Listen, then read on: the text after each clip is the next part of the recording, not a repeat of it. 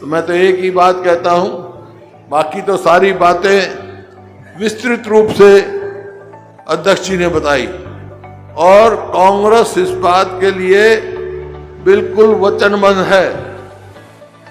चाहे मैंने उसमें मैनिफेस्टो में लिखा है कि मनरेगा 400 रुपए से कम नहीं होगा प्रतिदिन किसी को, जो ही है।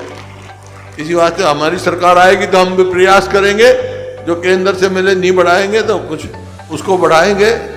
इसी प्रकार से मिनिमम वेज एक्ट जो सबसे हरियाणा में सबसे फालतू मिलता था वो भी हम कायम रखेंगे। जो हम पिछड़ गए हैं, हमारी सरकार आएगी तो उसमें भी हम पूरे देश में सबसे ज्यादा वेतन देंगे। और अहम खास ख्याल बच्चों के, श्रमिक के बच्चों के शिक्षा और स्वास्थ्य और उसकी इंश्योरेंस की जो बात कही है हमारे अध्यक्ष जी ने, वो हम घोषणा पत्र बना रहे हैं। ये सारी बातें अपने घोषणा पत्र में हम डालेंगे, वचन देंगे, गारंटी देंगे तो हम आगे चलेंगे। मेरे को पूरा भरोसा है कि आप सब समझ चुके। हमारा कांग्रेस का 10 साल का कार्यकाल देखा आपने और इनका देख लिया, आप सब समझ जाए। हम तो जो कहते हैं वो करते हैं, ये जो कहते हैं कुछ नहीं करते हैं, सीधा सा। कुछ मोटे मोटे फैसले भी किए हैं जो हर श्रमिक को भी उसका लाभ होगा। जो बुजुर्ग हैं, लेबर पेंशन वो अलग चीज है, लेकिन ओल्ड एज पेंशन की बात है। कांग्रेस की सरकार आएगी तो बुजुर्ग की पेंशन 6,000 रुपया महीना हम करेंगे। इसी प्रकार से हमें 400 रुपए का था, आज 1,000 को भी क्रॉस कर गया। कांग्रेस की सरकार आएगी तो सिलेंडर की कीमत 500 रुपए ज्यादा नहीं है, उससे ज्यादा सरकार वहन करेगी उसका।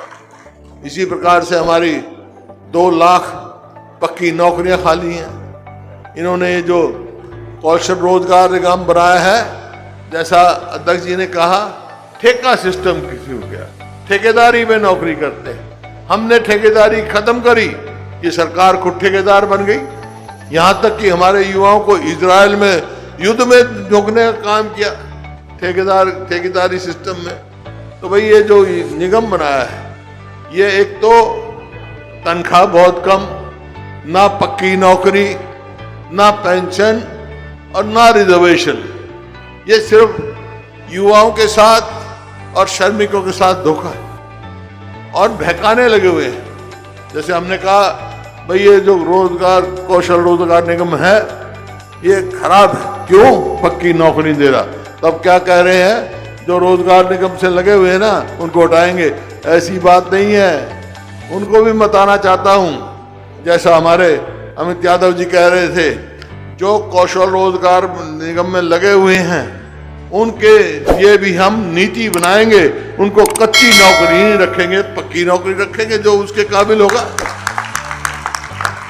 क्योंकि अगले का विश्वास तो हो, उसके बच्चे पढ़े, आगे जाएं, उसका आत्म सम्मान बढ़े, शर्म का सम्मान बढ़े, तो ये कार्य हम करेंगे। इसी प्रकार से जो है 100-100 गज के प्लॉट, सबसे ज्यादा लाभ श्रमिकों को पहुंचा, जो हमने दिया 4 लाख के करीब दिए शेड्यूल कास्ट बैकवर्ड क्लास के लिए।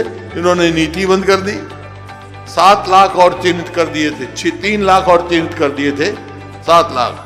तो ये कांग्रेस की सरकार आएगी तो वो 100-100 गज के प्लॉट भी देना शुरू करेंगे हम, और साथ 2-2 कमरे का मकान बना के देंगे गरीब आदमी के लिए। आगे बढ़ेंगे।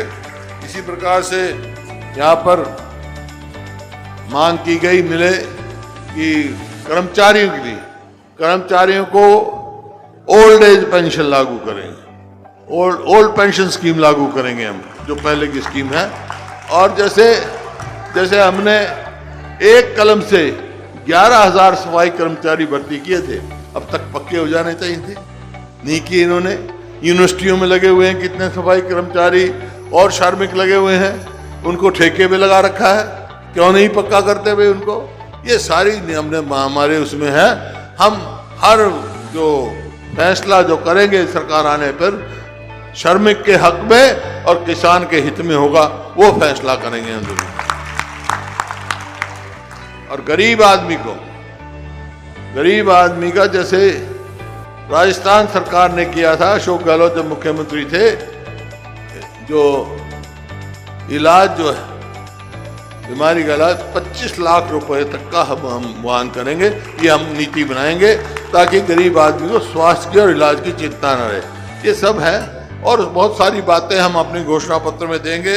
विस्तृत रूप से बता चुके हैं हमारे अध्यक्ष जी, हम इशारा कर चुके हैं। उसी इशारे पर हम अपना घोषणा पत्र तैयार करेंगे। उन्हीं मुद्दे लेकर आज